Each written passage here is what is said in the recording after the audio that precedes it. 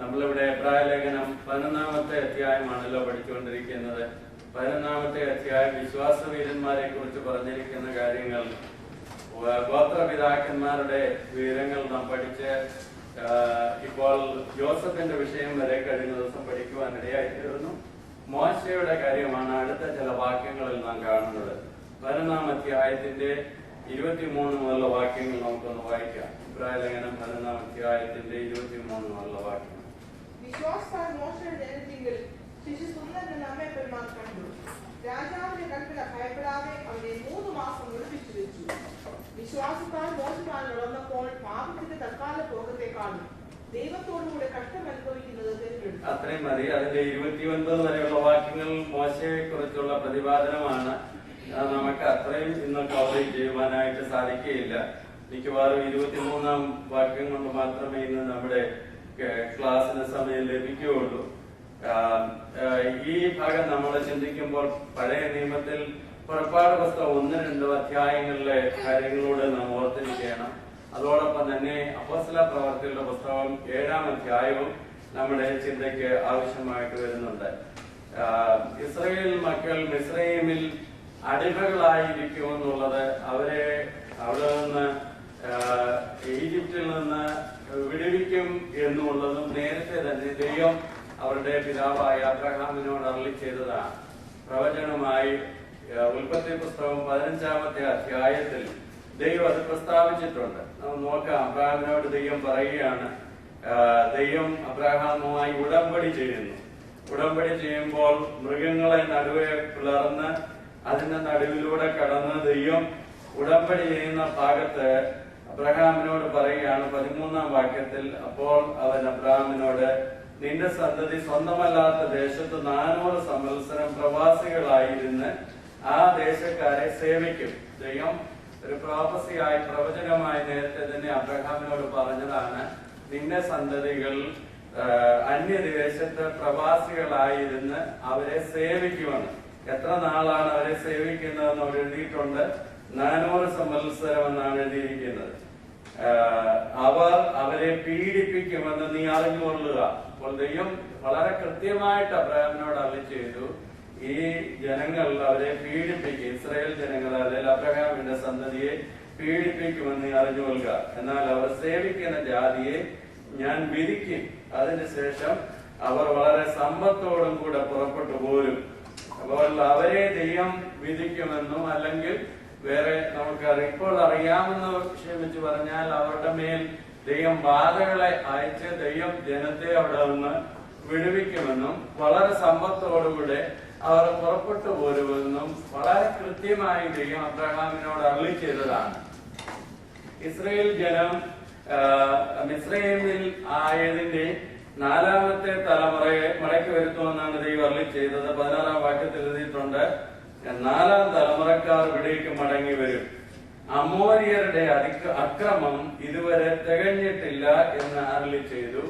അപ്പോൾ ഇങ്ങനെ ജനങ്ങൾ ഒരു വലിയ ജാതിയായി തീർന്നു. മിസ്രയീമിലേക്ക് അബ്രഹാമിന്റെ കാലം കഴിഞ്ഞു, നമ്മൾ പഠിച്ചല്ലോ. ഇസ്ഹാക്കിന്റെ കാലം, യാക്കോബിന്റെ സമയം, ജോസഫ് മന്ത്രിയായിരിക്കുമ്പോൾ യാക്കോബ് അവന്റെ സന്തതികളും മിസ്രയീമിലേക്ക് പോകുവാൻ തക്കം ഇടയായി തീർന്നു.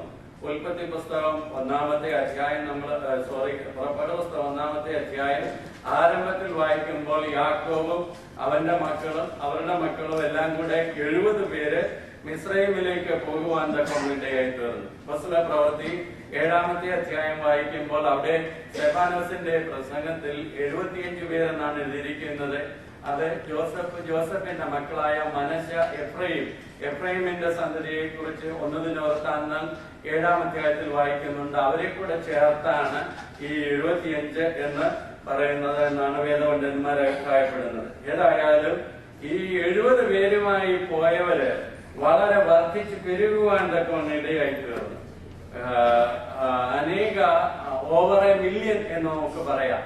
600,000 എന്ന് നാം പറയാറുണ്ടല്ലോ. അത്രയും ജനങ്ങൾ ഉണ്ടാകുവാൻ തക്കവണ്ണം, അവർ വർദ്ധിക്കുവാൻ തക്കവണ്ണം ഇടയായി തീർന്നു. നാം വേദപുസ്തകം പഠിക്കുമ്പോൾ അവര് വലിയ കഷ്ടതയില്, പീഡകള്, ഇഷ്ടയുണ്ടാക്കുന്ന കഠിനമായ അടിമവേല ചെയ്തുകൊണ്ടിരിക്കുമ്പോഴും ദൈവം അവരെ വർദ്ധിപ്പിച്ചു എന്നാണ് വായിക്കുന്നത്. അപ്പൊ ഞാൻ പറഞ്ഞല്ലോ 3 വേദഭാഗങ്ങൾ നമ്മൾ എപ്പോഴും ഓർത്തിരിക്കുകയാണ്. അപ്പോസ്തല പ്രവൃത്തികളുടെ പുസ്തകം 7-ാം അധ്യായം എടുക്കാം. 7-ാം അധ്യായത്തിന്റെ 15 വാക്യങ്ങൾ നമുക്ക് ആസ്പദമായിട്ടുള്ളതാണ്. എന്നാൽ അതിന്റെ 17-ാമത്തെ വാക്യത്തിൽ നമ്മൾ ഇങ്ങനെയാണ് വായിക്കുന്നത്: ദൈവം അബ്രഹാമിനോട് അരുളി ചെയ്ത വാഗ്ദത്ത കാലം അടുത്തപ്പോൾ ജനം മിസ്രയീമിൽ വർദ്ധിച്ചു പെരുകി എന്നാണ് എഴുതിയിരിക്കുന്നത്. 14-ാം വാക്യത്തിൽ യാക്കോബിനെയും കുടുംബത്തെയും ഒക്കെയും വരുത്തി. അവർ ആകെ 75 പേരായിരുന്നു. യാക്കോബ് മിസ്രയീമിലേക്ക് പോയി. പിതാക്കന്മാർ മരിച്ചു. ശേഖേമിൽ അബ്രഹാമിന് വില കൊടുത്ത് വാങ്ങി കല്ലറയിൽ അടക്കി എന്നെല്ലാം പറഞ്ഞിട്ട് പറയുകയാണ് ജനം വർദ്ധിച്ചു പെരുകി. വളരെ അനേക മില്യൺസ് ആയി വർദ്ധിക്കത്തക്ക രീതിയിൽ ഒരു ഇംഗ്ലീഷ് ട്രാൻസ്ലേഷൻ എഴുതിയിരിക്കുന്നത് പോപ്പുലേഷൻ എക്സ്പ്ലോഷൻ എന്നാണ് എഴുതിയിരിക്കുന്നത്. ആ പോപ്പുലേഷൻ അങ്ങ് വളരെ വർദ്ധിക്കുവാൻ പെരുകുവാൻ തൊക്കെ ഇടയായി തീർന്നു. 70 പേരുമായി പോയവര് ഇപ്പോൾ അനേകായിരമായി ലക്ഷമായി പെരുകുവാൻ തൊക്കെ ഇടയായി തീർന്നു. പ്രതികൂലത്തിന്റെ നടുവിലാണ്, പെർസിക്യൂഷനും സഫറിങ്ങും ഒക്കെ ഉള്ളതിന്റെ നടുവിലാണ് അവർ വർദ്ധിച്ച് പെരുകുവാൻ തൊക്കെ ഇടയായി തീർന്നത്. എന്നാൽ അവര് മുന്നോട്ട് വർദ്ധിച്ച് പെരുകി വന്നപ്പോൾ പുറപ്പാട് പുസ്തകത്തിൽ 1-ാം അധ്യായം 8-ാമത്തെ വാക്യത്തിൽ നമ്മൾ വായിക്കുന്നു. അതുപോലെ തന്നെ ഈ ആക്ട്സ് അപ്പോസ്തല പ്രവൃത്തി 7-18 ഉണ്ട്. ഒടുവിൽ യോസഫിനെ അറിയാത്ത വേറൊരു രാജാവ് മിസ്രയീമിൽ വാണു എന്നാണ് എഴുതിയിരിക്കുന്നത്. പുറപ്പാട് പുസ്തകത്തിൽ അത് തന്നെയാണ് എഴുതിയിരിക്കുന്നത്. യോസഫിനെ അറിയാത്ത വേറൊരു രാജാവ് മിസ്രയീമിൽ വാഴുവാൻ തക്കവണ്ണം. ഇതിനെക്കുറിച്ച് പല ചിന്താഗതികളുണ്ട്. ഈ 400 വർഷക്കാലത്തിനുള്ളിൽ യോസഫിനെ ദൈവം എത്ര അത്ഭുതമായി ഉപയോഗിച്ചുവെന്നും മിസ്രയീം നശിച്ചു പോകത്തക്ക സാഹചര്യത്തിൽ വിടുവിക്കുവാൻ യോസഫിനെ ഉപയോഗിച്ചതും എന്തുകൊണ്ട് 400 വർഷം കഴിഞ്ഞപ്പോൾ വന്ന രാജാവിന് മനസ്സിലാകില്ല എന്നുള്ളൊരു ചിന്തയുണ്ട്. ഈ അപ്പോസ്തല പ്രവൃത്തി 7-ാമത്തെ അധ്യായം 18-ാമത്തെ വാക്യം വായിക്കുമ്പോൾ അവിടെ എഴുതിയിരിക്കുന്നത് another king of A different kind എന്ന് ഇംഗ്ലീഷിൽ പല ട്രാൻസ്ലേഷനിലും ഉണ്ട്. ഡിഫറെന്റ് കൈൻഡ് ഗ്രീക്കിൽ നിന്നുള്ള യഥാർത്ഥ ട്രാൻസ്ലേഷൻ അങ്ങനെയാണ്. അതിന്റെ അർത്ഥം അങ്ങനെയാണ്. വേറൊരു രാജാവ് എന്ന് പറയുമ്പോൾ ഈ ജോസഫിന്റെ കാലത്ത് ഭരിച്ചിരുന്ന ആ ഫറവോകൾ അവരുടെ ആ ഗ്രൂപ്പിൽ പെടാത്ത വേറൊരു രാജാവ് ഭരിച്ചു എന്നാണ് പറയുന്നത്. അപ്പോൾ ചരിത്രമൊക്കെ നോക്കുമ്പോൾ മിസ്രയീമിൽ ഒരു കാലത്ത് സെമൈറ്റ്സ് ആളുകൾ ഭരിക്കുവാൻ തക്ക ഇടയായിട്ട് വന്നു. ഒരു ട്രാൻസ്ലേഷൻ ഞാൻ വായിച്ചത് ഇങ്ങനെയാണ്. അപ്പോസ്തല പ്രവൃത്തി 7-18 and there arose a king of a new dynasty in Egypt. ഒരു ന്യൂ ഡൈനസ്റ്റി, ഒരു വേറൊരു രാജപാരമ്പര്യത്തിലുള്ളവർ, അല്ലെങ്കിൽ ജോസഫ് ഭരിച്ചിരുന്ന കാലത്ത് ഉണ്ടായിരുന്ന ആ ഡൈനസ്റ്റിയിൽപ്പെട്ടതല്ല, വേറെ ഡൈനസ്റ്റിയിലുള്ള ഒരാൾ ഭരിക്കുവാൻ തക്ക ഇടയായി തീർന്നു. ഇൻവൈഡേഴ്സ്, അതിക്രമിച്ച് കീഴടക്കിയതായ പിടിച്ചടക്കിയതായ മറ്റൊരു ഗ്രൂപ്പിലുള്ള ആൾക്കാരാണ് അന്ന് ഈ ഇസ്രായേൽ മക്കൾക്ക് പീഡ ഉണ്ടാകുവാൻ കാരണമായി തീർന്നത്. ആ രാജാവാണ്, ആ ഫറവോ ആണ് എന്നാണ് അഭിപ്രായപ്പെടുന്നത്. നമുക്ക് യെശയ്യാവിന്റെ പുസ്തകത്തിൽ ഒരു വാക്യമുണ്ട്. വേദപണ്ഡിതന്മാർ അഭിപ്രായപ്പെടുന്നത് ഒരുപക്ഷെ ഈ ഡൈനസ്റ്റി, ഈ ഈജിപ്തിനെ ഭരിക്കുവാൻ അപ്പോൾ വന്ന രാജാവ് അസീറിയൻ വർഗത്തിൽപ്പെട്ട ആളാണ് എന്നൊരു അഭിപ്രായമുണ്ട്. അങ്ങനെ ചിന്തിക്കാൻ ഒരു കാരണം യെശയ്യാവിന്റെ പുസ്തകം 52-ാം അധ്യായം 4-ാമത്തെ വാക്യമാണ്. നമുക്കൊന്ന് വായിക്കാം. യെശയ്യാവ് 52:4. ഈ ഇസ്രായേൽ മക്കൾക്ക് പീഡയുണ്ടായ കാലത്ത് ഭരിച്ചിരുന്നതായ ആളുകൾ ഔട്ട്സൈഡർ ആണ് എന്ന് ഇതിൽ നിന്ന് നമുക്ക് മനസ്സിലാക്കുവാനായി സാധിക്കുന്നുണ്ട്. ചരിത്രത്തിലൊക്കെ നോക്കുമ്പോൾ ഹിക്സോസ് എന്ന് പറയുന്ന ഒരു ഗ്രൂപ്പ് ഈജിപ്തിനെ ഇൻവേഡ് ചെയ്ത് പിടിച്ചതായി, അതിന്റെ ഗ്രൂപ്പിൽപ്പെട്ട ഡൈനസ്റ്റി പിന്നെ ഭരിച്ചതായി പറയുന്നുണ്ട്. ഇവിടെ യെശയ്യാവ് 52:4 പറയുകയാണ്, ഇസ്രായേൽ മക്കൾക്കുണ്ടായതായ അടിമത്തത്തിന് കാരണക്കാർ അസീരിയൻസ് ആണെന്നൂടെ പറയുന്നുണ്ട്. ഒന്ന് വായിച്ചാട്ട് എടുത്തോണ്ട്. എന്റെ ജനം പണ്ട് പരദേശവാസം ചെയ്യുവാൻ മിസ്രൈമിലേക്ക് ഇറങ്ങിപ്പോയി,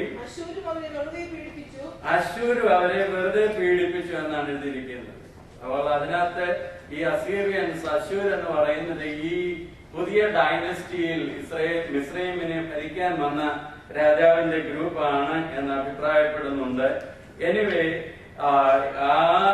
രാജാവ് വന്നു കഴിഞ്ഞപ്പോൾ ഇപ്പൊ നമ്മൾ ചിന്തിച്ച എന്താണ്, 70 പേരായി 400 വർഷം മുമ്പ് പോയത് ഓവർ എ മില്യനായി വർദ്ധിച്ച് പെരുകിയതായ ഇസ്രായേൽ ജനങ്ങളെ കണ്ടിട്ട് ഈജിപ്ഷ്യൻസിനോടല്ല തന്റെ ഗ്രൂപ്പിൽപ്പെട്ട ആളുകളോട് തന്നെയാണ് പറഞ്ഞതെന്നാണ് ആ വാക്യത്തിൽ ചിലര് ട്രാൻസ്ലേറ്റ് ചെയ്യുന്നത്. പറഞ്ഞു ഇവരെ നമ്മൾ ഇങ്ങനെ വിടാൻ പാടില്ല, ഇവർ വളർന്നു വന്നു കഴിഞ്ഞാൽ നമുക്ക് പ്രയാസമായി തീരുമെന്ന് പറഞ്ഞ് അവരെ ഉപദ്രവിക്കുവാനായിട്ട് തുടങ്ങി. ഇസ്രായേൽ മക്കൾക്ക് മിസ്രൈമിൽ ബോണ്ടേജ്, അടിമത്തം തുടങ്ങിയതാണ് ഇവിടെ നാം വായിക്കുന്നത്. മിസ്രൈമിലെ ഇസ്രായേൽ മക്കളുടെ അടിമത്തത്തെ കുറിച്ച് ആത്മീയ ഭാഷയിൽ നാം പറയാറുണ്ട്, നാം ഫറവോനിനി അടിമയല്ല, മിസ്രൈമിൽ നാം വിടുവിക്കപ്പെട്ടിരിക്കുന്നു. അപ്പോൾ മിസ്രൈം എന്ന് പറയുന്നത് ലോകത്തെ കാണിക്കാണ്. സ്പിരിച്വൽ വേൾഡിൽ, ആത്മീയ ജീവിതത്തിൽ മിസ്രൈം എന്ന് പറയുന്നത് ഒരു ദൈവവൈതലിനെ, ഒരു വിശ്വാസിയെ സംബന്ധിച്ചിടത്തോളം ഈ ലോകത്തെ കാണിക്കുന്നതാണ്. ഈ ലോകം അടിമത്തത്തിലാക്കുന്ന അനുഭവങ്ങൾ നമ്മുടെ ജീവിതത്തിൽ വരുമ്പോൾ അതിൽ നിന്ന് വിടുവിക്കുവാൻ, അല്ലെങ്കിൽ അതിൽ നിന്ന് നമ്മെ വിടുവിച്ചത് നമ്മുടെ കർത്താവാണ് എന്ന് നമുക്ക് കാണുവാനായി സാധിക്കുന്നുണ്ട്. ഉൽപ്പത്തി പുസ്തകം നമ്മൾ പഠിച്ചുവല്ലോ, പല ഭാഗങ്ങൾ പഠിച്ചുവല്ലോ. അതിന്റെ 47-ാമത്തെ അധ്യായം ഇസ്രായേൽ മക്കൾ മിസ്രൈമിലേക്ക് പോയപ്പോൾ, അല്ലെങ്കിൽ യാക്കോബും അവന്റെ മക്കളും അവരുടെ കുഞ്ഞുങ്ങളും എല്ലാം കൂടെ ഈ 70 പേര് പോയപ്പോൾ അവർ പാർത്തത് മിസ്രൈമിലെ മോശമായ സ്ഥലത്തൊന്നുമല്ല. മിസ്രൈമിലെ ഏറ്റവും നല്ല സ്ഥലം തെരഞ്ഞെടുത്താണ് അവർ പാർത്തത്. ഉൽപ്പത്തി പുസ്തകം 47-ാം അധ്യായത്തിന്റെ 6-ാം വാക്യത്തിൽ ഇങ്ങനെയാണ് വായിക്കുന്നത്. ഫറവോൻ പറയാൻ, മിസ്രൈം ദേശം നിന്റെ മുമ്പാകെ ഇരിക്കുന്നു, ദേശത്തിലേക്കും നല്ല ഭാഗത്ത് നിന്റെ അപ്പനെയും സഹോദരന്മാരെയും പാർപ്പിക്കുക, അവർ ഗോശൻ ദേശത്ത് തന്നെ പാർത്തുകൊള്ളട്ടെ എന്ന് പറഞ്ഞു. അപ്പോൾ ദേശത്തിലേക്കും നല്ല ഭാഗം, ബെറ്റർ പ്ലേസ് തെരഞ്ഞെടുത്ത് നല്ല ഭാഗത്താണ് അവർ താമസിച്ചത്. ഇതാണ് ലോകം നമുക്ക് തരുന്നത്. നാം തെരഞ്ഞെടുക്കുന്ന പല അവസ്ഥകളും പലപ്പോഴും ബെറ്റർ ആണ്, നല്ലതാണ് നമുക്ക് തോന്നും. അത് വളരെ പ്ലഷർ നൽകുന്നതായിരിക്കും, അത് നമുക്ക് വളരെ കംഫർട്ടബിൾ ആയിട്ടുള്ളതായിരിക്കും, അത് വളരെ പ്രോമിസുകൾ നൽകുന്നതായിരിക്കും, എന്നാൽ സ്വാതന്ത്ര്യം ഒക്കെ ഉള്ളതായിട്ട് തോന്നും. എന്നാൽ ലോകത്തിലെ ഒരു കാര്യങ്ങളും നമുക്ക് ആ രീതിയിൽ കീപ്പപ്പ് ചെയ്യുവാൻ കഴിയുകയില്ല.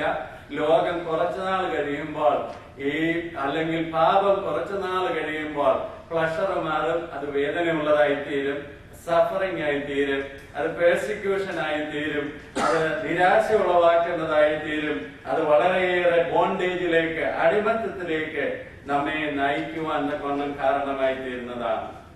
അനേകരുടെ ജീവിതത്തിൽ നല്ലതെന്ന് നോക്കി ലോകത്തിലെ അനേക കാര്യങ്ങൾ തെരഞ്ഞെടുത്തത് ഭാവിയിൽ നല്ലതല്ല എന്ന് മനസ്സിലാക്കുവാൻ തക്കവണ്ണം ഇടയായി തീർന്നു. ഇപ്പോഴും ഈ രാജ്യത്ത് വന്നത് നല്ലതല്ലെന്ന് ചിന്തിക്കുന്ന ഒരുപാട് പേരുണ്ട്. ഇസ്രായേലിൽ പോയതുപോലാണോ എന്ന് അവരവര് തന്നെ അങ്ങ് ചിന്തിച്ചാൽ മതി. ദൈവം വ്യക്തമായ ഗൈഡൻസ് തന്നാൽ അങ്ങ് തിരിച്ചു പോകണം, ദൈവം പറഞ്ഞില്ലെങ്കിൽ പോവുകയും വേണ്ട. എനിവേ, ഈ അമേരിക്ക മിസ്രൈമാണെന്നൊന്നും ഞാൻ പറഞ്ഞില്ലേ, നിങ്ങൾ അങ്ങനെയൊന്നും ചിന്തിക്കരുത്.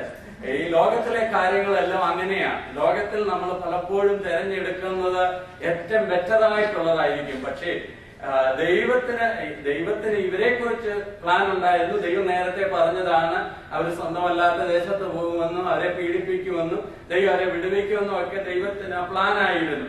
എന്നാൽ പല കാര്യങ്ങളും നാം തെരഞ്ഞെടുക്കുമ്പോൾ, ലോകത്തിലെ കാര്യങ്ങൾ തെരഞ്ഞെടുക്കുമ്പോൾ അത് ഏറ്റവും നല്ലതാണ്, ബെറ്ററാണ് എന്നൊക്കെ നമുക്ക് തോന്നും. കുടുംബജീവിതത്തെ സംബന്ധിച്ച്, അല്ലെങ്കിൽ നാം മൂവ് ചെയ്യുന്നതിനെ സംബന്ധിച്ച്, നാം വീട് വെക്കുന്നതിനെ സംബന്ധിച്ച്. ഇത്രയും കാലങ്ങൾക്ക് മുമ്പ് ഞാൻ ഓർക്കുന്നുണ്ട്, നാട്ടിലൊരു ചർച്ചിൽ പാസ്റ്ററായിരുന്നു. അവിടെ ഉള്ളായ വളരെ അനുഗ്രഹിക്കപ്പെട്ട ഒരു കുടുംബം, വളരെ സാക്ഷ്യമുള്ള ഒരു കുടുംബം. കുറച്ചുകൂടെ ജീവിതത്തിന് സൗകര്യം വേണമെന്ന് വിചാരിച്ച് ആ നാട്ടിൽ തിരുവിതാംകൂറിൽ ഉണ്ടായിരുന്ന അവരുടെ നല്ല സ്ഥലമെല്ലാം വിട്ടിട്ട് കുറച്ചങ്ങ് വടക്കോട്ട് അങ്ങ് പോയി. ഞാൻ സ്ഥലമൊന്നും പറഞ്ഞാൽ നിങ്ങൾക്ക് ചിലപ്പോൾ അറിയാവുന്നതായിരിക്കും. എന്നാൽ ഇവിടെ ഉണ്ടായിരുന്ന ആരാധനയും സ്വാതന്ത്ര്യവും ഒന്നും അവിടെ ഇല്ലാതെ ആ അപ്പച്ചൻ മടങ്ങി വന്ന് സാക്ഷ്യം പറഞ്ഞ് ഞാൻ ഇപ്പോഴും ഓർക്കുന്നുണ്ട്. നല്ലൊരു അപ്പച്ചനാണ്, എല്ലാവരും നല്ല സാക്ഷ്യമുള്ളതാണ്. പക്ഷേ ആ തെരഞ്ഞെടുപ്പ് തെറ്റിപ്പോയി. തന്റെ ഭാര്യ മരിച്ചുപോയി, തന്റെ മകന്റെ ഭാര്യ മരിച്ചുപോയി, ജീവിതത്തിൽ എല്ലാം നഷ്ടമായി, കഷ്ടമായി. ഒടുവിൽ ഒരു ചെറിയ വീട് മാത്രം വാങ്ങാൻ ഉള്ള സൗകര്യത്തോടുകൂടി അവർ തിരിച്ചു വരുവാൻ തക്ക ഇടയായി തീർന്നു. അതുകൊണ്ട് മൂവി ചെയ്തെന്നൊന്നും അല്ല ഞാൻ പറഞ്ഞത്. പക്ഷെ ഇതെല്ലാം പ്രാർത്ഥിച്ചിട്ട് നല്ല വഴിയാണെന്ന് തോന്നിയിട്ട് മാത്രമേ ചെയ്യാവൂ. നല്ലതാണെന്ന് തോന്നി ചെയ്താലും ഈ ലോകമാ നമുക്ക് വലുതായി തോന്നുന്നെങ്കിൽ, ലോകത്തിലെ കാര്യങ്ങൾ വലുതായി ചിന്തിക്കുന്നിടത്തോളം കാലം അത് പിന്നെ നമ്മെ ദോഷത്തിലേക്ക് നയിക്കുന്നതാണ്. ഈ ലോകം അല്ലെങ്കിൽ മിശ്രയും അല്ലെങ്കിൽ പാപം അതാദ്യം കംഫോർട്ടായിട്ട് തോന്നും, അതാദ്യം വളരെ സ്വാതന്ത്ര്യം തരുന്നതായിട്ട് തോന്നും, ഫ്രീഡം തരുന്നതായിട്ട് തോന്നും, അത് വളരെ പ്ലഷർ തരുന്നതായിട്ട് തോന്നും. എന്നാൽ അധികം താമസിയാതെ ഇത് നമ്മെ ഞെരുക്കും, ഇത് നമ്മെ പിടിച്ചടക്കും, ഇത് നമുക്ക് ബോണ്ടേജായി തീരും. എന്നാൽ നാം സൂക്ഷിച്ചു കൊള്ളണം, ആർക്കും അടിമയായി തീരാതെ നമ്മെ വിടുവിച്ച കർത്താവിന്റെ സന്നിധിയിൽ വിശ്വസ്തയോടുകൂടെ ജീവിക്കുവാൻ എപ്പോഴും നമുക്ക് ഇടയാകേണ്ടത് ആവശ്യമാണ്. ഉൽപ്പത്തി പുസ്തകം 1-ാം അധ്യായം പുറപ്പാട് പുസ്തകം 1-ാം അധ്യായം നമ്മൾ വായിക്കുമ്പോൾ ഈ കുഞ്ഞുങ്ങളെ എല്ലാം കൊല്ലുവാനായി അവര് രാജാവ് ഓർഡർ കൊടുക്കുന്നതാണ് നമുക്ക് കാണുന്നത്. ദൈവം ഇടപെടുന്നത് വരെയും അല്ലെങ്കിൽ മോശയുടെ കാര്യത്തിൽ ദൈവത്തിന്റെ ഇന്റർവെൻഷൻ ഉണ്ടാകുന്നത് വരെയും അത് സക്സസ് ആയി എന്നാണ് നമുക്ക് തോന്നുന്നത്, അല്ലെങ്കിൽ ലോകത്തിന് തോന്നുന്നത്. രാജാവ് ഓർഡർ കൊടുത്തു, ഇസ്രായേൽ മക്കൾക്ക് ഉണ്ടാകുന്ന ആൺകുഞ്ഞുങ്ങളെ കൊന്നുകളയണം. അത് കഴിഞ്ഞ് വേണ്ട പോലെ സൂതികർമ്മിണികൾക്കൊക്കെ ഓർഡർ കൊടുത്തു. അത് വേണ്ട പോലെ ശരിയാകാതിരുന്നുകൊണ്ട് ആൺകുഞ്ഞുങ്ങളായി ജനിക്കുന്ന എല്ലാത്തിനെയും നൈൽ നദിയിൽ ഇട്ട് കളയണം എന്നുള്ളതായി ഓർഡറൊക്കെ കൊടുത്തു. എന്നാൽ ഇത് സാത്താനാണ് ഇതിന്റെ പിന്നിലെ സൂത്രധാരകൻ എന്നുള്ളത് നാം മറന്നു പോകരുത്. നമ്മളിപ്പോ വായിച്ചല്ലോ, നമ്മൾ തുടങ്ങിയത് എന്താണ്? ദൈവം അബ്രാഹാമിനോട് ദൈവത്തെ വാഗ്ദാനം ചെയ്തതാണ്. ഈ അടിമത്തം അല്ലെങ്കിൽ അന്യദേശത്ത് നിന്റെ സന്തതി പാർക്കുന്നത് 400 വർഷക്കാലമായിരിക്കും. 4-ാം തലമുറക്കാർ ഇവിടേക്ക് മടങ്ങി വരും. അപ്പോൾ ആ വചനം വിശ്വസിക്കുന്ന ഒരു വിശ്വാസി അല്ലെങ്കിൽ ഒരു യഹൂദനെ തലമുറകൾ എണ്ണിക്കൊണ്ടിരിക്കുകയാണ്. യാക്കോബാണ് പോയത്. അത് കഴിഞ്ഞ് യാക്കോബിന്റെ സന്തതി ലേവിയുടെ കുടുംബമായി അമ്രാമായി, അമ്രാമിന്റെ മകൻ ജോസഫ് ജനിച്ചു. അപ്പോൾ 4-ാം തലമുറയാകുന്നതോടുകൂടി ഈ വിശ്വാസമുള്ള അല്ലെങ്കിൽ ദൈവം പിതാവിനോട് വല്യപ്പച്ചനോട് പറഞ്ഞത് അതുപോലെ ഏറ്റെടുത്ത ജനത്തിനെല്ലാം ഒരു പ്രത്യാശയാണുള്ളത്. അവരുടെ ചിന്താഗതികളിലെല്ലാം നമ്മുടെ കഷ്ടത തീരാറായി, നമ്മുടെ വേദന തീരാറായി, നമ്മുടെ ബോണ്ടേജ് തീരാറായി എന്നുള്ളതാണ്. എന്നാൽ അതിൽ വിശ്വാസമില്ലാത്തവർക്ക് എന്ന് നിരാശയാ. ഈ അടിമത്തം എന്ന് തീരും, ഈ മണ്ണ് ചുമക്ക് എന്ന് തീരും, ഈ ഇഷ്ടി ഉണ്ടാക്കുന്ന എന്ന് തീരും, മെയിലിംഗ് കമ്പനിയിലെ ജോലി എന്ന് തീരും, A1-ലെ കഷ്ടപ്പാട് എന്ന് തീരും, ഈ ടെൻഷൻ എന്ന് മാറും, ഈ പിള്ളേരെല്ലാം എന്ന് വളരും, ഈ ടെൻഷനും രോഗമൊക്കെ എന്ന് മാറും. അങ്ങ് നിരാശ തോന്നുകയാണ്. എന്നാൽ കർത്താവ് നമ്മോട് വാഗ്ദത്തം പറഞ്ഞ പോലെ അവൻ വരും, ഈ ശരീരം മാറും, ഈ വേദന മാറും. ഈ ചിന്ത ഭരിക്കുന്നവർക്ക് ഇതൊന്നും ഒരു വേദനായിട്ട് തോന്നുന്നില്ല. അവര് പറയുന്നത് ഈ കാലത്തിലെ കഷ്ടങ്ങൾ സാരമില്ല, തേജസ്സിന്റെ നിത്യകാലം നമുക്ക് കിട്ടാൻ പോകുന്നതാണ്. ഇസ്രായേലിലായിരുന്ന ഇസ്രായേൽ മക്കൾക്ക് ഇതേ ചിന്ത തന്നെയാണ്. എന്നാൽ ഒരു കൂട്ടം ഇതിന്റെ നടുവിൽ ഈ വേദന വന്നപ്പോൾ, പെർസിക്യൂഷൻ വന്നപ്പോൾ, ബോണ്ടേജ് വന്നപ്പോൾ അനേകർക്കും വിശ്വാസമൊന്നും ഇല്ലാതെയായി തീർന്നു. അനേകർക്കും ദൈവം വല്യപ്പച്ചനോട് വാഗ്ദത്തം ചെയ്ത കാര്യങ്ങൾ അതുപോലെ ഏറ്റെടുക്കാൻ കഴിവില്ലാത്തവരായി തീർന്നു. അതിന്റെ ഫലമായി എന്തെല്ലാം നഷ്ടങ്ങളും കഷ്ടങ്ങളുമാണ് അവർ അനുഭവിക്കുന്നത്. എന്നാൽ ഇതിന്റെ നടുവിലും വിശ്വാസം അതുപോലെ ഉണ്ടായിരുന്നതായ ഒരു കൂട്ടമുണ്ട്. നമ്മുടെ വിഷയം ഇതാണ്. വിശ്വാസത്താൽ മോശ ജനിച്ചപ്പോൾ മോശയുടെ അമ്മയപ്പന്മാർ ശിശു സുന്ദരനെന്ന് കണ്ട് രാജാവിന്റെ കോപം ഭയപ്പെടാതെ 3 മാസം ഒളിപ്പിച്ചു വെച്ചു. മോശ കുഞ്ഞിനെ 3 മാസം ഒളിപ്പിച്ചു വെച്ചതിന്റെ രഹസ്യം എന്താണ്? അവരിൽ ഉണ്ടായിരുന്ന വിശ്വാസമാണ്. ആ വിശ്വാസം എന്താണ്? 4-ാം തലമുറക്കാർ മടങ്ങി വരും. 400 സംവത്സരം കഴിയുമ്പോൾ ഈ അടിമത്തം തീരും. അത് അതുപോലെ ഏറ്റെടുത്തു, അത് അതുപോലെ വിശ്വസിച്ചു. അതിന്റെ ഫലമായി അവർ ആ സമയത്തിന് വേണ്ടി കാത്തിരിക്കുകയാണ്, വീണ്ടെടുപ്പിന് വേണ്ടി കാത്തിരിക്കുകയാണ്, പുറപ്പാടിന് വേണ്ടി കാത്തിരിക്കുകയാണ്, ഇവിടുന്നുള്ള ഒരു വിടുതലിന് വേണ്ടി കാത്തിരിക്കുകയാണ്. എന്നാൽ നമുക്ക് ദൈവം അവിടെ ഇടപെട്ട കാര്യം ഞാൻ പറഞ്ഞു വന്ന വിഷയം ഇതാണ്. കുഞ്ഞുങ്ങളെയെല്ലാം, ആൺകുഞ്ഞുങ്ങളെല്ലാം കൊല്ലുക എന്നുള്ളത്. ഇതിന്റെ രാജാവ് ഓർഡർ കൊടുത്തെങ്കിലും ആ രാജാവിന്റെ ഉള്ളിൽ പ്രവർത്തിച്ചത് സാത്താനാണ്. സാത്താന്റെ പ്രവൃത്തിയെല്ലാം അങ്ങനെയാണ്. സാത്താനെ കുറിച്ച് നമ്മൾ വായിക്കുന്നത് എന്താണ്? സാത്താൻ മർദ്ദറാണ്, കൊലപാതകനാണ്. കൊല്ലുവാനും അറക്കുവാനും മുടിക്കുവാനും വന്നതാണ് സാത്താൻ. അപ്പോൾ സാത്താന്റെ പ്രവൃത്തിയെല്ലാം അങ്ങനെയാണ്. എന്നാൽ ദൈവം കൊച്ചു കാര്യങ്ങളെ ഉപയോഗിച്ചാണ് ദൈവത്തിന്റെ വലിയ പ്രവൃത്തി വെളിപ്പെടുത്തിയത്. ദൈവം ആദ്യം ഉപയോഗിച്ചത് സാധുക്കളായ അല്ലെങ്കിൽ വലിയ സ്ഥാനമൊന്നും ഇല്ലാത്ത സൂതികർമ്മിണികളെയാണ്. അവര് അവര് അവര് ദൈവത്തെ ഭയപ്പെട്ടു. അതിന്റെ ഫലമായി അവിടെ നമ്മൾ വായിക്കുന്നുണ്ട്, ദൈവം അവരെ അനുഗ്രഹിച്ചെന്ന് പറയുന്നുണ്ട്, വായിക്കുന്നുണ്ട്. ഇവര് പറഞ്ഞതായ അല്ലെങ്കിൽ പറഞ്ഞു, ഞങ്ങൾ ചെല്ലുന്നതിന് മുമ്പേ എബ്രായ സ്ത്രീകൾ അവർ വളരെ തിറമുള്ളവരാണ്, ഞങ്ങൾ ചെല്ലുന്നതിന് മുമ്പേ അവരങ്ങ് ഡെലിവറി ആയി പോകും എന്നൊക്കെ പറഞ്ഞു. ഈ രാജാവിനെ തെറ്റിദ്ധരിപ്പിക്കുവാനോ അല്ലെങ്കിൽ രാജാവിന്റെ ആ ആലോചന അവരിലൂടെ നിറവേറ്റുവാനോ കഴിഞ്ഞില്ല. ദൈവം കൊച്ചു കാര്യങ്ങളെയാണ് ഉപയോഗിക്കുന്നത്. പിന്നെ ഈ ഞാൻ പറഞ്ഞുവല്ലോ, ഈ പിശാച് ചെയ്യുന്ന പ്രവൃത്തിയൊക്കെ നശിപ്പിക്കുക എന്നുള്ളതാണ് ചെയ്യുന്നത്. ഞാൻ മുമ്പേ പറഞ്ഞ പോലെ ഇസ്രായേൽ മക്കളുടെ കൂട്ടത്തിൽ നല്ലൊരു കൂട്ടം ഈ 4ാം തലമുറ രക്ഷപ്പെടും എന്നുള്ള, ഇവിടെ നിന്ന് പുറപ്പെടുമെന്നുള്ളത് വിശ്വസിക്കാത്തവരായിരുന്നു. എന്നാൽ അതിന്റെ നടുവിലും വിശ്വസിക്കുന്ന ഒരു ഗ്രൂപ്പ് ഉണ്ടായിരുന്നു. ആ കൂട്ടത്തിൽപ്പെട്ടതാണ് മോശയുടെ മാതാപിതാക്കളായ അമ്രാമും യോക്കബേലും.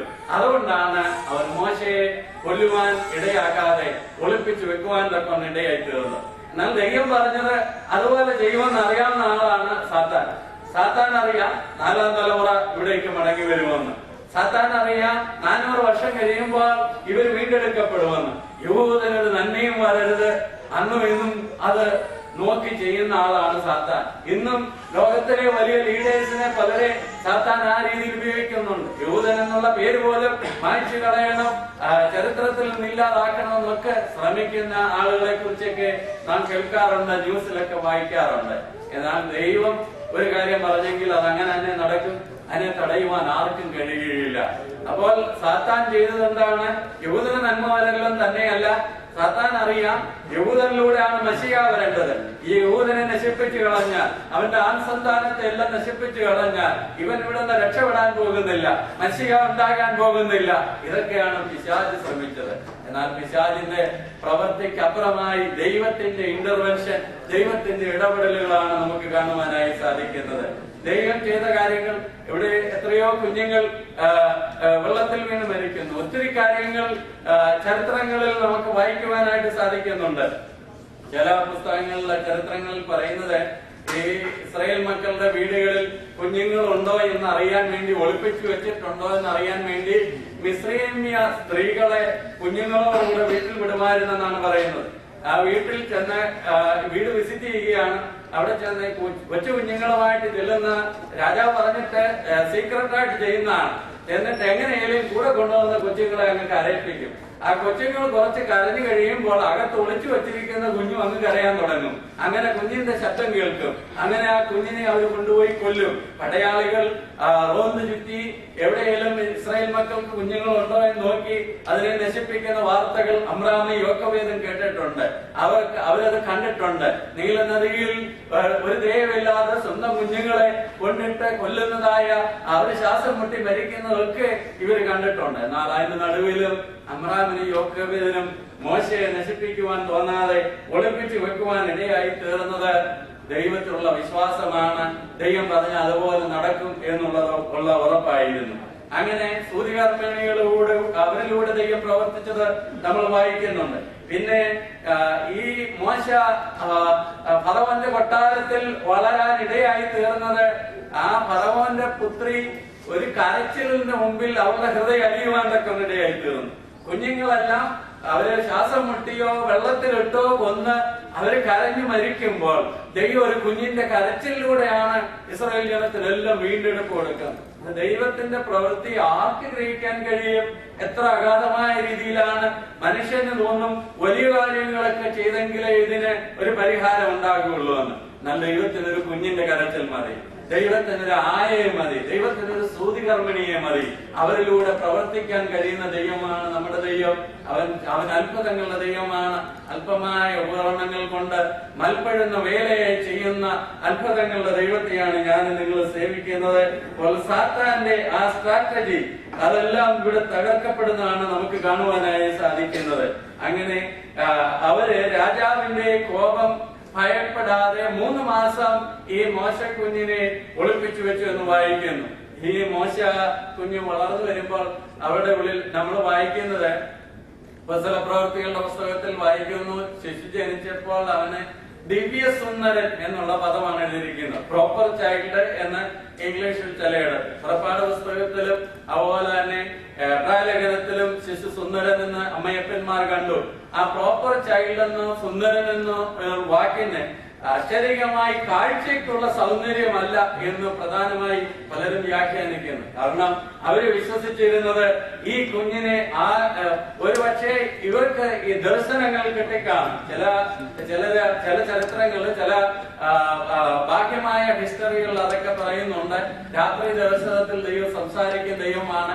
അബ്രാമിനോട് ദൈവം ദർശനത്തിൽ ജനിക്കാൻ പോകുന്ന കുഞ്ഞ് ഇസ്രായേലിന്റെ വീണ്ടെടുപ്പുകാരനാണ് എന്നുള്ള പ്രസ്താവിച്ചെന്നാണ് പറയുന്നത്. അതുപോലെ തന്നെ ഞാനൊരു പുസ്തകത്തിൽ വായിച്ചിട്ടുള്ളത് അഹരോൻ ജനിച്ചതിന് ശേഷം മോശയുടെ സഹോദരിയായ മിരിയാമിന് പ്രവചനമുണ്ടായി, ഇനിയും ജനിക്കുന്ന നമ്മുടെ വീട്ടിൽ ജനിക്കുന്ന കുഞ്ഞായിരിക്കും ഇസ്രായേലിന്റെ വീണ്ടെടുപ്പുകാരന്. എനിഹാവ് അമ്രാമിന് ഈ വെളിപ്പാട് ലഭിച്ചു കാണും, അല്ലെങ്കിൽ ഈ കുഞ്ഞിനെ കണ്ടപ്പോൾ ഇത് വിടുവിക്കാനുള്ള ആളാണ്, വീണ്ടെടുപ്പുകാരനാണ്, ജനത്തിന് വേണ്ടി ദൈവം ഉപയോഗിക്കുന്ന ആളാണെന്ന് മനസ്സിലാകുകയും അങ്ങനെ ഒളിപ്പിച്ചു വെക്കുകയും ചെയ്യുവാൻ തക്കൊണ്ട് ഇടയായി തീർന്നു. അവരുടെ വിശ്വാസം വളരെ വലുതാണ്. ഞാൻ മുമ്പേ ഉറപ്പിച്ചതുപോലെ ഇസ്രായേൽ മക്കൾ താമസിക്കുന്നിടത്ത്, ആ ഗോശൻ ദേശത്ത് അവർ താമസിച്ചിരുന്ന ആ അടിമനവും ചെയ്തുകൊണ്ട് എല്ലാവരും ഒരുപക്ഷെ ഒത്തിരി സ്പ്രെഡ് ചെയ്തൊന്നും അല്ല, അടുത്തടുത്ത് താമസിക്കുകയാണ്. അടുത്ത വീടുകളിലൊക്കെ കുഞ്ഞുങ്ങളുടെ കരച്ചിൽ കേൾക്കാം, കുഞ്ഞിനെ കൊന്നതിന്റെ കൂട്ട നിലവിളി മാതാപിതാക്കൾ നിലവിളിക്കുന്നത് കേൾക്കാം, കുഞ്ഞിനെ പട്ടാളക്കാർ പിടിച്ചുകൊണ്ടു പോകുന്നത്, കഴുത്തി ഞെക്കി കൊല്ലുന്നത്, നീലനദിയിൽ എറിഞ്ഞു കൊല്ലപ്പെടുന്നത്, ഇതെല്ലാം കണ്ടിട്ടുണ്ട്, ഇതെല്ലാം കേട്ടിട്ടുണ്ട്. ആരെങ്കിലും ഒരു കുഞ്ഞിനെ ഒളിപ്പിച്ചു വെച്ചാൽ രാജാവ് നിശ്ചയമായി ഇവരെയും കൊല്ലും, അതുകൊണ്ട് നിങ്ങളും കൊല്ലപ്പെടും, നിങ്ങളുടെ കുഞ്ഞും കൊല്ലപ്പെടും എന്നുള്ളത് അവിശ്വാസം പലപ്പോഴും അവരോട് സംസാരിക്കാറുണ്ട്. അല്ലെങ്കിൽ അവരെ അറിയാവുന്ന ആരെങ്കിലും ഉണ്ടെങ്കിൽ അവരോടത് പറഞ്ഞു കാണും. എന്നാൽ അവരുടെ വിശ്വാസം അവരോട് സംസാരിച്ചുകൊണ്ടിരുന്നു, നിങ്ങൾ കൊല്ലപ്പെടുകയില്ല, ഈ കുഞ്ഞു കൊല്ലപ്പെടുകയില്ല, ഇത് ജീവിക്കാനുള്ള കുഞ്ഞാണ്, ഇസ്രായേലിനെ വീണ്ടെടുക്കാനുള്ള കുഞ്ഞാണ്, ഇത് പ്രോപ്പർ ചൈൽഡാണ്, ദൈവത്തിന് വേണ്ടിയുള്ളതാണ്, 4ാം തലമുറക്കാരനാണ്, ഇവനാണ് ജനത്തെ നയിക്കാൻ പോകുന്നത്. അവരെ വിശ്വാസത്തോടുകൂടി ഈ കുഞ്ഞിനെ വീട്ടിൽ വളർത്തുവാൻ തക്കൊണ്ടിടയായി തീർന്നു. അവരെങ്ങനെ 3 മാസക്കാലം ഒളിപ്പിച്ചു വെച്ചു. 3 മാസം ഒളിപ്പിച്ചു വെച്ച്, എന്നാൽ അതിന്റെ നടുവിലും ദൈവം അവർക്ക് വേണ്ടി പുതിയ വഴികളെ തുറന്നാണ് പിന്നീട് നമുക്ക് വായിക്കുവാനായിട്ട് സാധിക്കുന്നത്. മുമ്പേ നമ്മൾ ചിന്തിച്ചുകൊണ്ട് വന്ന ഭാഗം ഒന്നുകൂടെ ഞാൻ പറയുകയാണ്. സാത്താന്റെ തന്ത്രം എന്താണ്? സാത്താൻ ഉപയോഗിച്ചത് ഈ കുഞ്ഞുങ്ങളെ നദിയിലിട്ട് കൊല്ലണമെന്നുള്ളതാണ്. ഡ്രൗൺ ചെയ്ത്, വീർപ്പുമുട്ടി, വെള്ളം കുടിച്ച് ഇസ്രായേൽ മക്കളുടെ കുഞ്ഞുങ്ങളൊക്കെ നശിക്കുക എന്നുള്ളതാണ് സാത്താൻ ശ്രമിച്ചത്. നമുക്കറിയാം, പിശാചിനെ കുറിച്ച് എഴുതിയിരിക്കുന്നു, ഈ ലോകത്തിന്റെ പ്രഭു എന്ന് വിളിക്കുന്നുണ്ട്, പ്രിൻസ് ഓഫ് ദിസ് എയർ. എന്നാൽ ഇസ്രായേൽ മക്കളെ സംബന്ധിച്ച് എന്താണ് എഴുതിയിരിക്കുന്നത്? ഇസ്രായേൽ എന്ന് പറഞ്ഞാൽ അതിന്റെ അർത്ഥം തന്നെ എന്താണ്? ദൈവത്തിന്റെ പ്രഭു എന്നാണ്. ദൈവത്തിന്റെ പ്രഭുവായ ഇസ്രായേൽ മക്കളെ ഈ ലോകത്തിന്റെ പ്രഭുവായ സാത്താൻ നശിപ്പിക്കാനാണ് എപ്പോഴും ശ്രമിക്കുന്നത്. പക്ഷേ ദൈവം, ഞാൻ മുമ്പേ പറഞ്ഞ പോലെ, ദൈവം അതിനെ ഇന്റർവെൻഷൻ ചെയ്യുന്നത്, അതിനിടപെടുന്നത് കൊച്ചു കൊച്ചു കാര്യങ്ങളിലൂടെയാണ്. ഒരു കുഞ്ഞിന്റെ കരച്ചിൽ നിമിത്തമാണ് ഇസ്രായേൽ മക്കൾക്കെല്ലാം വീണ്ടെടുപ്പുണ്ടായത്. എന്നാൽ ദൈവം പ്രവർത്തിക്കുന്ന കാര്യങ്ങൾ നമ്മൾ നോക്കിയാൽ ദൈവം എത്ര അത്ഭുതകരമായിട്ടാണ് പ്രവർത്തിക്കുന്നതെന്ന് നമുക്കവിടെ കാണുവാനായി സാധിക്കുന്നുണ്ട്. ഇസ്രായേൽ, അല്ലെങ്കിൽ ഈ ഫറവോൻ, ഇസ്രായേൽ മക്കളെ പീഡിപ്പിച്ച രാജാവ്, ഇസ്രായേൽ മക്കളുടെ കുഞ്ഞുങ്ങൾ നീലനദിയിൽ മുങ്ങിച്ചാകുന്നത്, ട്രാവൽ ചെയ്യുന്നത് കണ്ട് സംതൃപ്തി അടയുന്ന, അതിലൂടെ താൻ പ്രവർത്തിക്കുന്നതാണ് കാണുന്നത്. എന്നാൽ അധികകാലമാകുന്നതിന് മുമ്പേ ഈ ഫറവോൻ തന്നെ, ഈ രാജാവ് തന്നെ തന്റെ കണ്ണിന്റെ മുമ്പിൽ കണ്ടു തന്റെ ശക്തിയേറിയ പടയാളികൾ, പട്ടാളക്കാർ, തന്റെ പടജനം ഈ നീലനദി, ഈ ചെങ്കടലിൽ മുങ്ങിച്ചാകുന്നത് സ്വന്തം കണ്ണുകൊണ്ട് കാണേണ്ടതായിട്ട് വന്നു.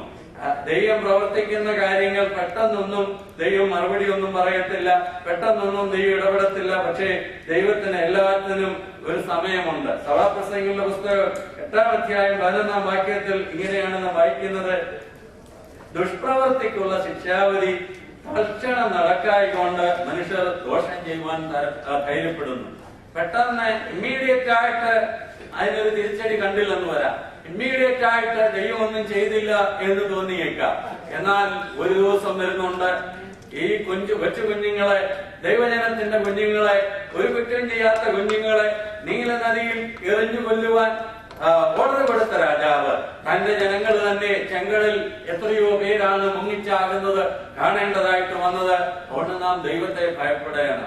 കൊച്ചു കാര്യങ്ങൾ പോലും നാം ചെയ്യുമ്പോൾ ക്രുക്കടായി ആർക്കെങ്കിലും വിരോധമായി ചെയ്യുവാൻ നമ്മുടെ മനസ്സിൽ ചിന്തയെങ്കിലും വരുന്നുവെങ്കിൽ അത് വരാൻ പാടില്ല. ഇതെല്ലാം കാണുന്ന ഒരു ദൈവമുണ്ട്, ഇതെല്ലാം അറിയുന്ന ഒരു ദൈവമുണ്ട്. തൽക്ഷണം ശിക്ഷ വന്നില്ലെന്നിരിക്കും, മാസങ്ങൾ കഴിഞ്ഞെന്നിരിക്കും, വർഷങ്ങൾ കഴിഞ്ഞെന്നിരിക്കും. എന്നാൽ പലിശ ഉൾപ്പെടെ അത് തിരിച്ചു കിട്ടാതിരിക്കുകയില്ല. അതുകൊണ്ട് ദൈവം ഉടനെ ശിക്ഷിക്കുന്നില്ല എന്ന് വിചാരിച്ച് ആരും ദോഷമായി ഒരു കാര്യം ചെയ്യുവാൻ തക്കവണ്ണം ഇടയായി തീരരുത്. ദൈവം എല്ലാം കാണുന്ന ദൈവമാണ്. ദൈവം തക്ക സമയത്ത് ശിക്ഷ വിധിക്കുന്ന ഒരു ദൈവമാണ്. അതാണ് നമ്മെ ഇവിടെ പഠിപ്പിക്കുന്നത്. ഇസ്രായേൽ മക്കളെ സംബന്ധിച്ചിടത്തോളം പുറപ്പാട് പുസ്തകം 2-ാം അധ്യായത്തിൽ അവരങ്ങ് ഭയങ്കരമായിട്ട് നെടുവീർപ്പിട്ട് നിലവിളിക്കുന്നതാണ് കാണുവാനായി സാധിക്കുന്നത്. ഈ അടിമത്തം വളരെ വർദ്ധിച്ചിരിക്കുകയാണ്. 2-ാം അധ്യായം നമ്മൾ വായിക്കുമ്പോൾ അതിന്റെ 23 മുതൽ 25 വരെയുള്ള വാക്യങ്ങൾ 2-ാം അധ്യായത്തിന്റെ ഒടുവിൽ ഇസ്രായേൽ മക്കളെ കുറിച്ച് വായിക്കുന്ന ഇങ്ങനെയാണ്: ഏറെ നാൾ കഴിഞ്ഞിട്ടും ഇസ്രായേൽ രാജാവ് മരിച്ചു. ഇസ്രായേൽ മക്കൾ അടിമവേല നിമിത്തം നെടുവീർപ്പിട്ട് നിലവിളിച്ചു. അടിമവേല ഹേതുവായുള്ള നിലവിളി ദൈവസന്നിധിയിലെത്തി. ദൈവം അവരുടെ നിലവിളി കേട്ടു. ദൈവം അബ്രഹാമിനോടും ഇസാക്കിനോടും യാക്കോബിനോടും തനിക്കുള്ള നിയമവും ഓർത്തു. ദൈവം ഇസ്രായേൽ മക്കളെ കടാക്ഷിച്ചു. ദൈവം അറിഞ്ഞു. വളരെ സങ്കടത്തിലായി, വളരെ കഷ്ടതയിലായി ജനങ്ങൾ നിലവിളിക്കാൻ തുടങ്ങി, നെടുവീർപ്പിടാൻ തുടങ്ങി. എന്നാൽ ഇവര് നെടുവീർപ്പിടും തോറും അവർക്ക് കുറെ കാലത്തേക്ക് തോന്നി ദൈവം എവിടെ പോയിരിക്കുകയാണ്, ദൈവം എന്താണ് ഒരു മറുപടി തരാത്തത്, ദൈവം എന്താണ് വിടുവിക്കാത്തത്. ദൈവം പറഞ്ഞതുപോലെ ചെയ്യുന്ന ദൈവമാണ്. ദൈവം വല്യപ്പച്ചനായ അബ്രഹാമിനോട് വാക്ക് പറഞ്ഞാണ് 4-ാം തലമുറക്കാർ മടങ്ങി വരുമെന്ന്, 400 സംവത്സരം കഴിയുമ്പോൾ മടങ്ങി വരുമെന്ന്. എന്നാൽ ഞങ്ങളുടെ നിലവിളി ദൈവം കാണുന്നില്ലയോ? ഞങ്ങൾ നെടുവീർപ്പിടുന്നു. ഞങ്ങളുടെ കൈകൾ മണ്ണ് പിടിച്ച് ഇഷ്ടിക ഉണ്ടാക്കി കൈകൾ പൊട്ടിയിരിക്കുന്നു. ക്രൂരരായി അവർ അടിക്കുന്നു, അടിമത്തം ചെയ്യുന്നു. ദൈവത്തിന്റെ ജനങ്ങളാണ് ഞങ്ങൾ. പക്ഷെ ദൈവം എന്തുകൊണ്ട് പ്രവർത്തിക്കുന്നില്ല? നമുക്കിത് പലപ്പോഴും തോന്നും ദൈവം എന്തുകൊണ്ട് ചെയ്യുന്നില്ല എന്ന്. എന്നാൽ നമുക്കറിയാം ദൈവം ഒരു പ്രിപ്പറേഷൻ ചെയ്തുകൊണ്ടിരിക്കുകയാണ്. ദൈവം ഒരിക്കലും ഡിലേ ആകുന്നില്ല. ദൈവം ഒരിക്കലും പെട്ടെന്ന് ഒന്നും ചെയ്യുന്നില്ല. ദൈവം എല്ലാം തക്ക സമയത്ത് ചെയ്യുകയാണ്. ഇസ്രായേൽ മക്കൾ നെടുവീർപ്പിട്ട് നിലവിളിക്കുമ്പോൾ, ഇസ്രായേൽ മക്കൾ കരഞ്ഞ് ദൈവത്തോട് നിലവിളിക്കുമ്പോൾ ദൈവം അവരുടെ ലീഡറിനെ പ്രിപ്പയർ ചെയ്തുകൊണ്ടിരിക്കുകയായിരുന്നു. അതിനുവേണ്ടി ദൈവം ഉപയോഗിച്ചത് സാധാരണക്കാരായ ലേവി കുടുംബത്തിൽപ്പെട്ട അമ്രാമിനെ യോക്കബേദിനെയുമാണ്. ദൈവം അവരിൽ വിശ്വാസം പകർന്നു, അവരുടെ ഉള്ളിൽ ആ ധൈര്യം പകർന്നു. അവർ ധൈര്യത്തോടെ ആ കുഞ്ഞ് ഇത് ഇസ്രായേലിനെ വിടുവിക്കാനുള്ളവനാണെന്ന് വിശ്വസിച്ച് അവനെ സൂക്ഷിച്ചു വെച്ചു. അത് കഴിഞ്ഞ് അവർ ചെയ്തത് എന്താണ്? കുഞ്ഞിനെ 3 മാസക്കാലം സൂക്ഷിച്ചു വെച്ചിട്ട് അവരെന്ത് ചെയ്തു? അവരൊരു പെട്ടകം വാങ്ങി കീലും പശയും തേച്ച് എവിടെ ഇസ്രായേൽ മക്കളുടെ കുഞ്ഞുങ്ങളെ എറിഞ്ഞ് വെള്ളത്തിൽ മുക്കി കൊല്ലുവാൻ ഓർഡർ കൊടുത്തു, അതേ നദിയിൽ പെട്ടകത്തിൽ വെക്കുവാൻ തക്ക ഇടയായി തീർന്നു. ഇത് നിസ്സാര കാര്യമൊന്നുമല്ല. ഈ 3 മാസക്കാലം ഒളിപ്പിച്ചു വെച്ചിട്ട് സ്വന്തം കുഞ്ഞിനെ കൊണ്ട് അവിടെ വെക്കുക എന്ന് പറയുന്നത്. എന്നാൽ അവരിലുള്ള വിശ്വാസം വളരെ വലുതായിരുന്നു. വിശ്വാസത്തോടെ ഒരു സ്റ്റെപ്പ് എടുത്ത് വെക്കുമ്പോഴാണ് അടുത്ത സ്റ്റെപ്പ് ദൈവം കാണിച്ചു കൊടുക്കുന്നത്. ഈ കുഞ്ഞിനെ എത്ര കാലം ഇവിടെ വീട്ടിലിരുത്താൻ വെക്കും, എത്ര കാലം അത് കരച്ചിലാരും കേൾക്കാതെ ഹൈഡ് ചെയ്ത് വളർത്താൻ വെക്കും. അതുകൊണ്ട് നമുക്കിതൊന്നും വേണ്ട എന്ന് അവർ ചിന്തിച്ചിരുന്നെങ്കിലോ അവരൊന്നും ചിന്തിച്ചില്ല. അവർ വിചാരിച്ചു ഇന്ന് ഈ കുഞ്ഞിനെ എനിക്ക് ഹൈഡ് ചെയ്യാൻ സാധിക്കും, ഇന്ന് ഞാൻ ചെയ്യുക. അങ്ങനെ 3 മാസക്കാലം ചെയ്തു. വിശ്വാസത്തിന്റെ ഒരു സ്റ്റെപ്പ് എടുത്ത് വെക്കുന്നവർക്ക് വേണ്ടി അടുത്ത സ്റ്റെപ്പ് ദൈവം കാണിച്ചു കൊടുക്കും. ആ 3 മാസം കഴിഞ്ഞപ്പോൾ വീട്ടിലിരുത്താൻ വയ്യാത്ത സിറ്റുവേഷൻ കഴിഞ്ഞപ്പോൾ ദൈവം അവർക്ക് അത് ബോധ്യപ്പെടുത്തി കൊടുത്തു. ദൈവമാണ് അവരോട് ഇടപെട്ടത്. ഈ കീലും പശയും തേച്ച് പെട്ടകത്തിനുള്ളിൽ കുഞ്ഞിനെ വെക്കുവാൻ ദൈവം അത്ഭുതങ്ങളെ ചെയ്തു. അത് നമുക്കറിയാമല്ലോ. എത്ര വലിയ അത്ഭുതമാണ് ദൈവം ചെയ്തത്. ആ കുഞ്ഞിനെ നദിയിൽ മുക്കിക്കൊല്ലണമെന്ന് പറഞ്ഞപ്പോൾ അവരിലുള്ള വിശ്വാസം പറഞ്ഞു ഇല്ല, അതിനെ കൊല്ലാനുള്ളതല്ല, അതിനെ വീട്ടിൽ ഹൈഡ് ചെയ്താൽ നിങ്ങൾ കൊല്ലപ്പെടുമെന്ന് അവിശ്വാസം പറഞ്ഞപ്പോൾ അവർ പറഞ്ഞു ഇല്ല, ഞങ്ങളും കൊല്ലപ്പെടുകയില്ല, ഈ കുഞ്ഞും കൊല്ലപ്പെടുകയില്ല. ആ കുഞ്ഞിനെ വെള്ളത്തിൽ നിന്ന് ഫറവോന്റെ പുത്രി തന്നെ വലിച്ചെടുത്തു. ആ കുഞ്ഞിനെ ഈ മാതാപിതാക്കൾക്ക് തന്നെ കൊടുത്തു. അവർക്ക് തന്നെ ഫറവോന്റെ കൊട്ടാരത്തിൽ നിന്ന് ശമ്പളവും ലഭിക്കുവാൻ തക്കവണ്ണം ഇടയായി തീർന്നു. ആ കുഞ്ഞിനെ അവർ വളർത്തുവാൻ തക്കവണ്ണം ഇടയായി തീർന്നു. ഇതാണ് ദൈവത്തിന്റെ പ്രവൃത്തികൾ. വിശ്വാസത്താൽ മോശയുടെ മാതാപിതാക്കൾ ആ കുഞ്ഞിനെ 3 മാസക്കാലം ഒളിച്ചു വെച്ചു. രാജാവിന്റെ കോപം ഭയപ്പെടാതെ 3 മാസക്കാലം ഒളിച്ചു വെക്കുവാൻ തക്കവണ്ണം ഇടയായി തീർന്നു. നിയമമുണ്ട് രാജ്യത്ത്, ഓർഡർ കൊടുത്തിട്ടുണ്ട് രാജാവ്, ആൺകുഞ്ഞുങ്ങളെ ഒന്നും കീപ്പ് ചെയ്യരുത്, എല്ലാത്തിനെയും കൊല്ലണമെന്ന്. പക്ഷേ ദൈവത്തിന്റെ വചനപ്രകാരം അത് ചെയ്യാൻ പാടില്ല. ഏതാണ് അനുസരിക്കേണ്ടത്? പ്രവൃത്തികളിൽ നാം വായിക്കുന്ന എന്താണ്? ദൈവത്തെക്കാൾ മനുഷ്യരെക്കാൾ ദൈവത്തെ അനുസരിക്കുന്നത് യോഗ്യമാണ്. രാജാക്കന്മാരോട് പോലും പറഞ്ഞു, ഈ നാമത്തിൽ ഇനി സംസാരിക്കരുതെന്ന് പറഞ്ഞ് അടിച്ചപ്പോൾ അപ്പോസ്തലന്മാർ 1-ാം നൂറ്റാണ്ടിൽ പറയുകയാണ്, നിങ്ങളെയല്ല, നിങ്ങൾ ഭരിക്കുന്നു, പക്ഷേ നിങ്ങളെക്കാൾ ഉന്നതനായ ഒരുവനുണ്ട്, ഞങ്ങൾ സേവിക്കുന്ന ദൈവം. ആ ദൈവത്തെ സേവിക്കേണ്ടതാണ് ആവശ്യം. എവിടെയായിരുന്നാലും ദൈവവചനത്തിന് വിരുദ്ധമായി ദൈവഹിതമല്ലാതെ ഒരു നിയമം ഉണ്ടാക്കിയാൽ ഞാൻ നിങ്ങളും അത് അനുസരിക്കേണ്ട ആവശ്യമേ ഇല്ല. ദൈവത്തെയാണ് അനുസരിക്കേണ്ടത്. അതാണ് ഏറ്റവും വലുതായിട്ടുള്ളത്. അപ്പോൾ ദൈവത്തിന് കൊടുക്കേണ്ട സ്ഥാനം കൊടുത്തു കഴിഞ്ഞപ്പോൾ ദൈവം അവർക്ക് വേണ്ടി മഹാത്ഭുതങ്ങളെ ചെയ്യുവാൻ തക്ക ഇടയായി തീർന്നു. അങ്ങനെ മോശയെ സൂക്ഷിച്ചത് അവരുടെ വിശ്വാസത്താലാണ്. അവർക്ക് അവരുടെ ജീവിതത്തിൽ ഉണ്ടായതായ വിശ്വാസം, അതാണ് നമ്മളിവിടെ വായിക്കുവാൻ തക്ക ഇടയായി തീർന്നത്. നാം ഓർത്തിരിക്കണം, അബ്രാഹാമും യോക്കോബേലും കുടുംബ ജീവിതത്തിൽ പ്രവേശിച്ചു തന്നെ ഡിഫിക്കൽട്ട് ടൈമിലാണ്. അടവത്തം നിലനിൽക്കുമ്പോൾ, ആ വലിയ കഠിനവേല ചെയ്യുമ്പോൾ, വേദനയും പെയിനും ഒക്കെ ഉള്ള സന്ദർഭത്തിൽ അതിന്റെ നടുവിലാണ് അവര് കുടുംബജീവിതം നയിക്കാൻ തുടങ്ങിയത്. അതിന്റെ നടുവിലാണ് അവര് മോശയെ ഒളിപ്പിച്ചു വെക്കുവാനൊക്കെ ഇടയായി തീർന്നത്. മോശ വളർന്ന് അതിന് അടുത്തത് പഠിക്കാൻ പോകുന്ന അതാണ്. അവിടെ പഠിക്കുവാനായിട്ട് സാധിക്കുന്നത് മോശയ്ക്ക് ഈ വിശ്വാസം എങ്ങനെയാണ് ഉണ്ടായത്? മോശ വളർന്നു വന്നപ്പോൾ പാപത്തിന്റെ തൽക്കാല ഭോഗത്തെക്കാളും ദൈവജനത്തോടുകൂടെ കഷ്ടം അനുഭവിക്കുന്നത് തെരഞ്ഞെടുത്തു എന്നാണ് വായിക്കുന്നത്. അവന് വിശ്വാസം വരാനുള്ള കാരണം എന്താണ്? അവനെ ഒത്തിരി പഠിപ്പിക്കാനൊന്നും ഇവർക്ക് സമയമില്ല. ഇവരെ വളർത്താൻ കിട്ടിയ സമയം തക്കത്തിൽ ഉപയോഗിച്ചു. അവർ ആ കുഞ്ഞിനെ പാല് കൊടുക്കുമ്പോൾ, ആ കുഞ്ഞിനെ പറയുന്നത് ഗ്രഹിക്കാൻ തുടങ്ങുമ്പോൾ ഈ മാതാപിതാക്കൾ മോശയോട് പറഞ്ഞു കൊടുത്തിട്ടുണ്ട്, നീ മിസ്രൈമ്യനല്ല, നീ മിസ്രൈമിൽ പാർക്കേണ്ടവനല്ല, നീ ഒരു യഹൂദനാണ്, നീ ഒരു ഇസ്രായേലനാണ്, ദൈവത്തിന്റെ പ്രഭുവായ യാക്കോബിന്റെ സന്തതിയാണ്, നിന്നെ ഞങ്ങൾ ഇങ്ങനെയൊക്കെയാണ് കീപ്പ് ചെയ്തിരുന്നത്, നീയാണ് ഇസ്രായേലിനെ വിടുവിക്കാനുള്ളവൻ, നീയാണ് ഇസ്രായേലിനെ രക്ഷിക്കാനുള്ളവൻ. നമുക്ക് ഒരു കൊച്ചു കുഞ്ഞിനെ കാണുമ്പോൾ ആ കുഞ്ഞ് ആരായി തീരുമെന്ന് നമുക്കാർക്കും പറയാൻ കഴിയുകയില്ല. പക്ഷെ നമ്മുടെ ഉള്ളിൽ ഉണ്ടായിരിക്കേണ്ടത്, ദൈവം ഈ കുഞ്ഞിനെ ഉപയോഗിച്ചാൽ ഈ കുഞ്ഞ് ആരായിരിക്കും, ഈ കുഞ്ഞ് ഏത് രീതിയിൽ ദൈവത്തിന് വേണ്ടി ഉപയോഗിക്കപ്പെടുന്ന ആളായിരിക്കും. അത് തന്നെ മുഖത്ത് നോക്കിക്കൊണ്ട് ആ ചിന്ത നമ്മെ ഭരിക്കുവാനൊക്കെ ഇടയാകേണ്ടത് ആവശ്യമാണ്. അപ്പോൾ ദൈവം അവർക്ക് വേണ്ടി അത്ഭുതങ്ങളെ ചെയ്തത് നമുക്കിവിടെ കാണുവാനായി സാധിക്കുന്നുണ്ട്. അങ്ങനെ വിശ്വാസത്താൽ, നമ്മുടെ വിഷയം അതാണ്, വിശ്വാസത്താൽ മോശയുടെ ജനനത്തിങ്കൽ ശിശു സുന്ദരനെന്ന് അമ്മയപ്പന്മാർ കണ്ടു. രാജാവിന്റെ കൽപ്പന ഭയപ്പെടാതെ അവനെ 3 മാസം ഒളിപ്പിച്ചു വെച്ചു. അവര് വിശ്വാസത്താൽ 2 കാര്യമാണ് അവരിൽ ഉണ്ടായത്. ഒന്ന്, ഈ കുഞ്ഞൊരു സാധാരണ കുഞ്ഞല്ല എന്ന് കണ്ടു. അവർക്കൊരു വിഷൻ ഉണ്ടായി, അവർക്കൊരു കാഴ്ചപ്പാടുണ്ടായി. വിശ്വാസത്താൽ നമ്മുടെ തലമുറകളെ കുറിച്ച് ആ കാഴ്ചപ്പാട് നമുക്കുണ്ടാകണം. അവർ ദൈവത്തിനുള്ളവരാണ്, അവർ കർത്താവിന് വേണ്ടി പ്രയോജനപ്പെടേണ്ടവരാണ്. ഇതാണ് നമ്മെ ഭരിക്കേണ്ടത്. രണ്ടാമത്, അവർക്ക് ആ വിശ്വാസം ഉണ്ടായിരുന്നുകൊണ്ട് രാജാവിന്റെ കോപം ഭയപ്പെടുവാൻ തക്ക ഇടയായി തീർന്നില്ല. നമുക്കറിയാം, ചരിത്രമൊക്കെ പരിശോധിച്ച് നോക്കിയാൽ ഈ പഴയ നിയമത്തിലും പുതിയ നിയമത്തിലും ഈ നൂറ്റാണ്ടിലും അനേകർ കർത്താവിന് വേണ്ടി ധൈര്യമായി നിന്നതിന്റെ കാരണം വിശ്വാസമാണ്. ആ ധൈര്യം അവർക്ക് പകർന്നു വന്ന് അവരുടെ ഉള്ളിൽ വ്യാപരിച്ച വിശ്വാസമാണ്. നമുക്ക് ദാനിയേലിന്റെ പുസ്തകത്തിൽ അറിയാം, ചന്ദ്രക്ക് മേശക്ക് അഭേദനകോ, അവര് പറയുകയാണ്, രാജാവ് നിർത്തി ബിംബത്തെ ഞങ്ങൾ നമസ്കരിക്കുകയില്ല, ഈ തീച്ചൂളയിൽ നിന്ന് വിടുവിക്കാൻ ദൈവത്തിന് കഴിയും, വിടുവിച്ചില്ലെങ്കിലും ഞങ്ങൾ ആരാധിക്കുന്ന ദൈവത്തെ അല്ലാതെ ഈ വിഗ്രഹത്തെ ആരാധിക്കുകയില്ല. കാരണം ആ ധൈര്യം എവിടുന്ന് വന്ന, ആ വിശ്വാസം എവിടുന്ന് വന്നതാണ്? അവർക്ക് ആ ധൈര്യം എങ്ങനെ ലഭിച്ചതാണ്? വിശ്വാസത്താലാണ് വന്നത്. പഴയ നിയമപിതാക്കന്മാർക്ക് ഇന്നും ഈ നൂറ്റാണ്ടിൽ തന്നെ എത്രയോ രക്തസാക്ഷികളാണ് യേശുവിന് വേണ്ടി മരിച്ചിട്ടുള്ളത്.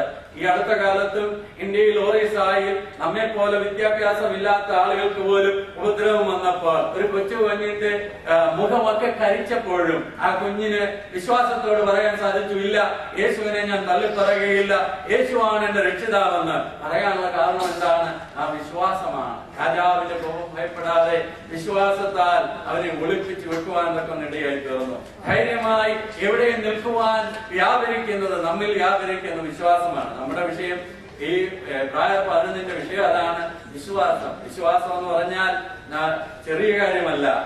കോൺസിക്വൻസസ് എന്തുമായിക്കൊള്ളട്ടെ, പ്രതികൂലങ്ങൾ എന്തുമായിക്കൊള്ളട്ടെ, സർക്കംസ്റ്റൻസസ് വളരെ വിപരീതമായിക്കൊള്ളട്ടെ, ദൈവം പറഞ്ഞു അതുപോലെ ഞാൻ ചെയ്യും, ദൈവം പറഞ്ഞു അതുപോലെ ഞാൻ അനുസരിക്കും. അതാണ് വിശ്വാസം എന്ന് പറയുന്നത്. ഇന്ന് കാലം ആ വിശ്വാസം നമ്മുടെ ജീവിതത്തിൽ ഉണ്ടാക്കുവാൻ ഇടയാകട്ടെ.